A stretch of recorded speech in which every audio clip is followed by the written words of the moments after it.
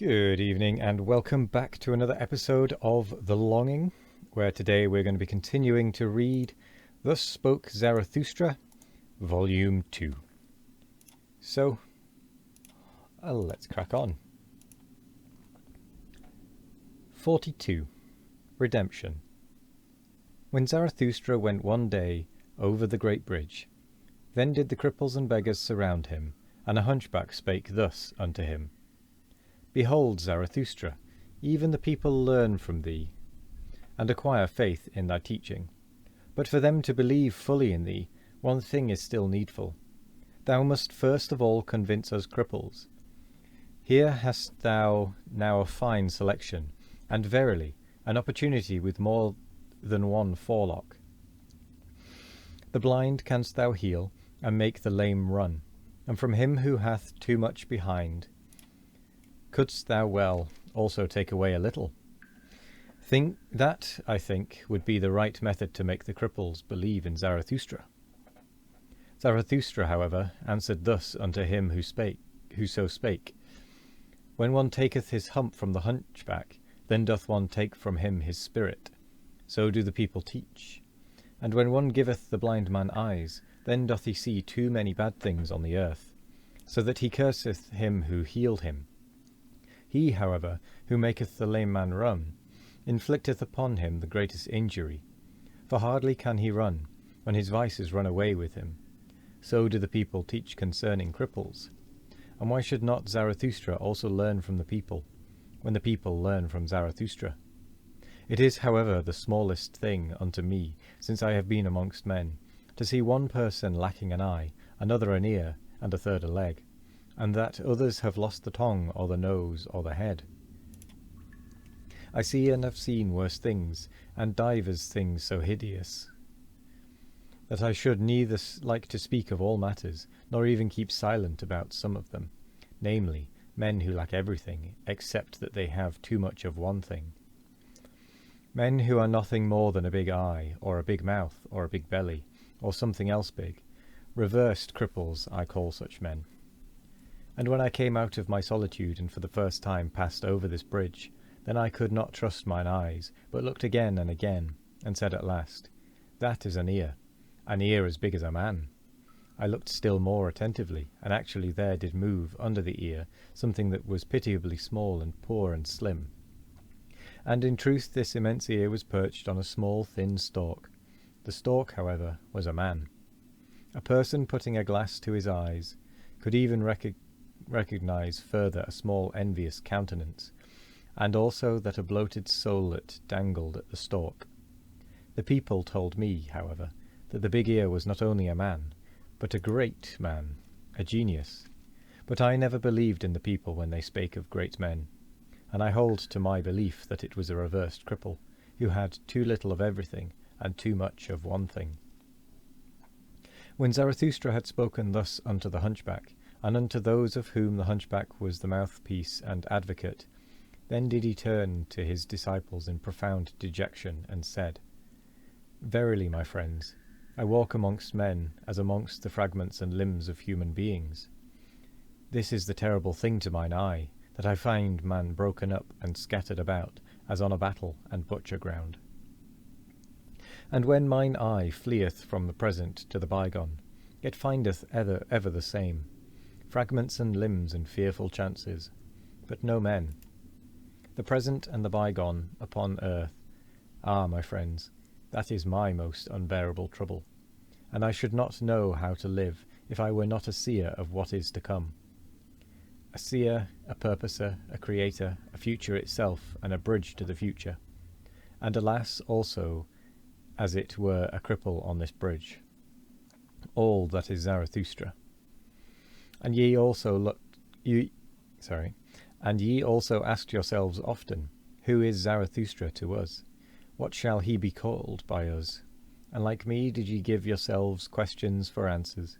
Is he a promiser or a fulfiller, a conqueror or an inheritor, a harvest or a ploughshare, a physician or a healed one? Is he a poet or a genuine one, an emancipator or a subjugator, a good one or an evil one? I walk amongst men as the fragments of the future which I contemplate. And it is all my poetization and aspiration to compose and collect into unity what is fragment and riddle and fearful chance. And how could I endure to be a man, if man were not also the composer and riddle reader and redeemer of chance? To redeem what is past and to transform every it was into thus would I have it, that only do I call redemption. Will, so is the emancipator and joy-bringer called. Thus have I taught you, my friends, but now learn this likewise. The will itself is still a prisoner. Willing emancipateth, but what is that called which still putteth the emancipator in chains? It was. Thus is the will's teeth-gnashing and lonesomest tribulation called. Impotent towards what hath been done, it is a malicious spectator of all that is past. Not backward can the will, that it cannot break time and time's desire. That is the will's lonesomest tribulation. Willing emancipateth. What doth willing itself devise in order to get free from its tribulation and mock at its prison? Ah, a fool becometh every prisoner. Foolishly delivereth itself also the imprisoned will. That time doth not run backward. That is its animosity. That which was, so is the stone which it cannot roll called.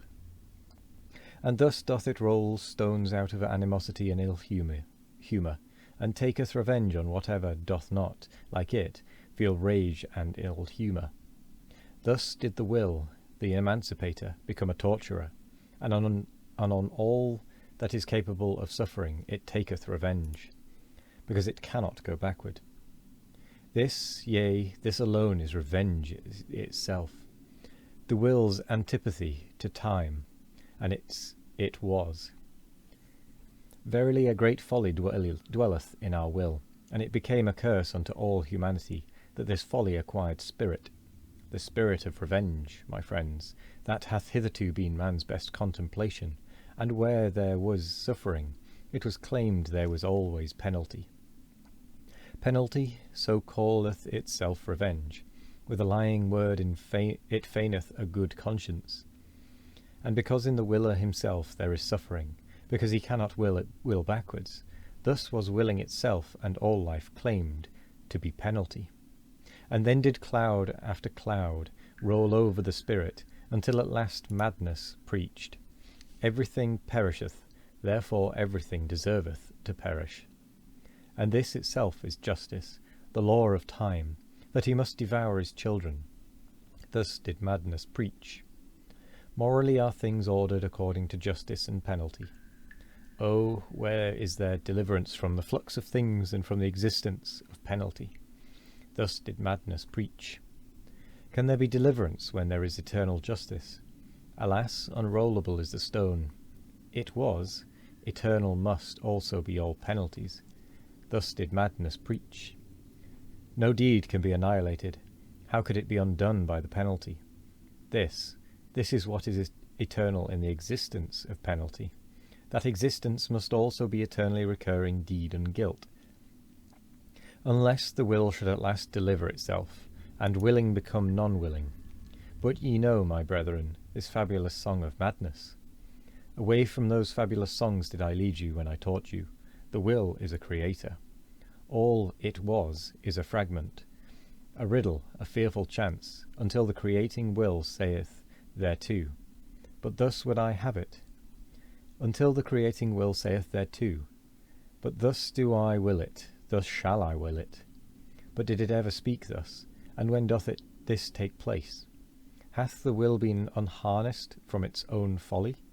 Hath the will become its own deliverer and joy-bringer? Hath it unlearned the spirit of revenge and all teeth-gnashing? And who hath taught it reconciliation with time, and something higher than all reconciliation? Something higher than all reconciliation must the will, which is the will to power. But how doth that take place? Who hath taught it also to will backwards? But at this point in his discourse it chanced that Zarathustra suddenly paused, and looked like a person in the greatest alarm. With terror in his eyes did he gaze on his disciples. His glances pierced as with arrows their thoughts and arrear thoughts. But after a brief space he again laughed and said, soothedly, "It is difficult to live amongst men, because silence is so difficult, especially for a babbler." Thus spake Zarathustra. The hunchback, however, had listened to the conversation, and had covered his face during this time. But when he heard Zarathustra laugh, he looked up with curiosity, and said slowly, "But why doth Zarathustra speak otherwise unto us than unto his disciples?" Zarathustra answered, "What is there to be wondered at? With hunchbacks one may well speak in a hunchbacked way." "Very good," said the hunchback, "and with pupils one may well tell tales out of school. But why doth Zarathustra speak otherwise unto his pupils than unto himself?" And with that we come to the end of the chapter, and also the end of the episode. So I will say thank you very much for joining me today. We've only got a couple of episodes of this particular book left. So either way, I hope you have a wonderful morning, evening, afternoon or night, no matter what time of day it is. I hope you have a wonderful one of it. And as always, we will be back tomorrow for more of The Longing. Goodbye.